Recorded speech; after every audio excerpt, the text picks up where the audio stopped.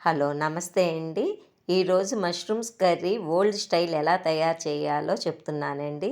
ముందుగా నూనె వేసి లవంగం, దాల్చిన చెక్క, యాలకులు నూనెలో ఏగనిచ్చి ఉల్లిపాయలు కూడా వేసి అది కూడా ఏగనియ్యాలండి.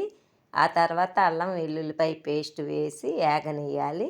అది బాగా ఏగిన తర్వాత ముందుగా కడుక్కున్న మష్రూమ్స్ 100 గ్రామ్స్ తీసుకున్నానండి. అది వేసి వేగనియ్యాలి.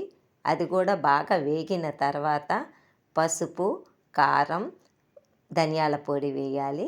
వేసి నీళ్లు పోయాలి. నీళ్లు పోసి ఉడకనియ్యాలి. 10 మినిట్స్ దాకా ఉడకాలి.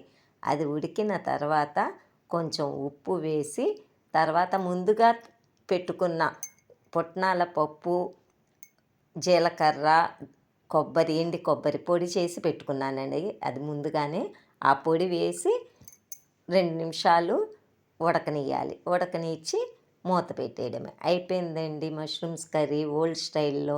నచ్చితే లైక్ కొట్టండి.